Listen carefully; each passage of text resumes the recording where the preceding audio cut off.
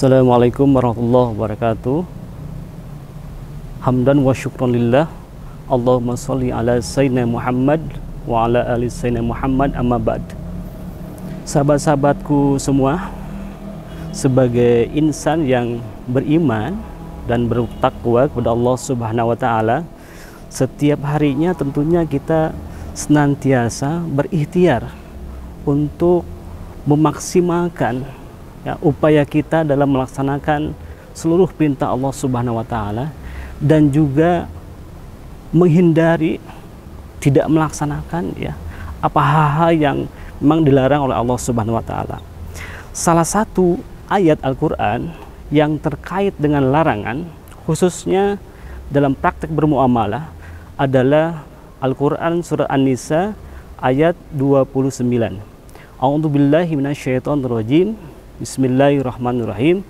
Ya ayyuhalladzina amanu la ta'kulu amwalakum bainakum bil batil illa an takuna tijaratan an taradi minkum wa la taqtulu anfusakum innallaha kana bikum rahima.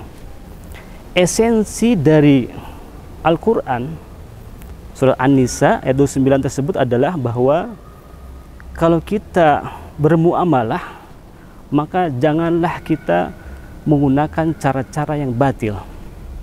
Apa itu cara-cara batil? Yaitu cara-cara yang melanggar prinsip-prinsip muamalah dalam Islam. Itu esensi dari An-Nisa ayat 29 yang berisi tentang pelarangan, salah satu aspek yang dilarang dalam bermuamalah. Ayat Al-Quran yang kedua yang berisi tentang larangan dalam bermuamalah, diantaranya adalah Al-Quran surat Al-Baqarah ayat 278. A'udzubillahi minasyaitonirrajim. Bismillahirrahmanirrahim. Ya ayyuhalladzina amanu taqullaha wa daru ma baqiya minar riba in kuntum mu'minin. Esensi dari ayat ini adalah bahwa ketika kita sudah memungkinkan, sudah disampai pengetahuan kepada kita untuk meninggalkan riba, maka tinggalkan tinggalkan sisa riba yang selama ini kita mungkin karena sistem, karena satu dan lain hal kita terkait dengan riba. Dua ayat tadi terkait dengan larangan, dan banyak hal, banyak ayat lain yang berbicara tentang perintah dan larangan dalam muamalah. Pertanyaannya adalah, mengapa Allah memberikan perintah dan larangan di antaranya dalam bermuamalah ini? Nah, dalam konteks usul fikih kita mengenal ada yang disebut dengan maqasid syariah.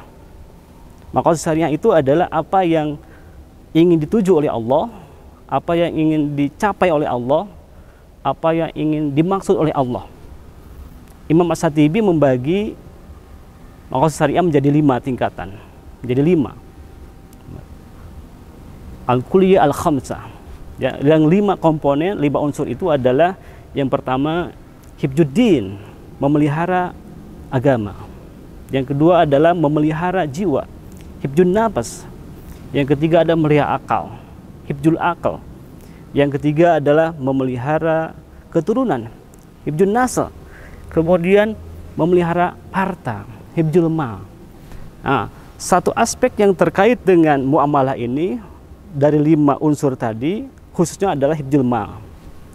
Sehingga ketika ada perintah dan larangan terkait dengan bab muamalah ini, maka semuanya itu dalam rangka memelihara harta kita, memelihara harta kita sebagai pemilik yang diamanahkan oleh Allah Subhanahu wa taala, agar hartanya bisa lebih berkah, memberikan maslahah. Esensi dari maqasid syariah adalah maslahah, sehingga upaya memelihara harta itu bagian dari upaya menciptakan maslahah terhadap harta kita, keluarga kita, dan sebagainya. Ada kaidah usul fikih yang umum, mungkin kita juga sudah sering mendengarnya terkait dengan muamalah ini, adalah al-aslu fil muamalah al-ibahah illa ayyadulla dalil ala tahrimiha. Hukum asal muamalah itu adalah boleh, kecuali ada dalil yang melarangnya. Nah, di antara dalil yang melarangnya itu tadi disebutkan di awal, yaitu Quran surah An-Nisa ayat 29. Janganlah kita menggunakan cara-cara yang batil dalam praktek bermuamalah.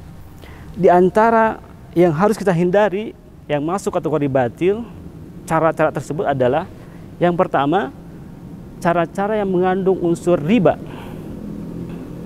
Cara-cara yang mengandung unsur riba. Al-Baqarah 275 sampai 278 bicara tentang riba.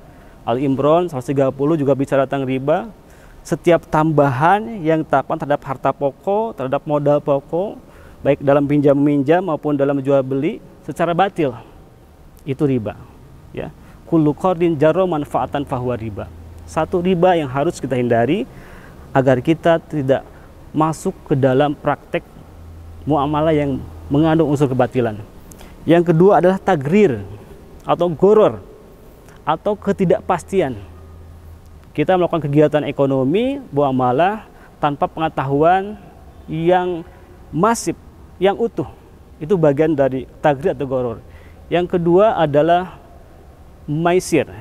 Yang ketiga adalah maisir, ya, perjudian.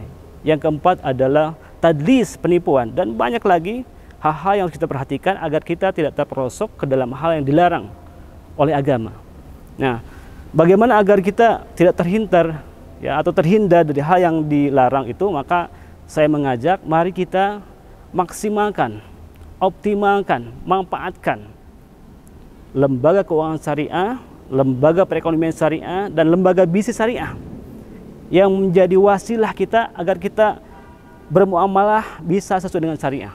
Lembaga keuangan syariah, ada perbankan syariah, ada asuransi syariah, ada pegadaian syariah, ada leasing syariah. Lembaga perekonomian syariah juga sudah banyak, ada Baznas, ada Laznas, sebagainya. Dan lembaga bisnis syariah, ada properti syariah, ya, ada kuliner syariah, ada pariwisata syariah, dan sebagainya. Mari kita manfaatkan, optimalkan produk dan layanan itu sehingga kita lebih dekat dengan muamalah yang sesuai dengan prinsip-prinsip syariah. Demikian, terima kasih. Wallahu muwaffiq ila aqwamit thoriq. Wassalamualaikum warahmatullahi wabarakatuh.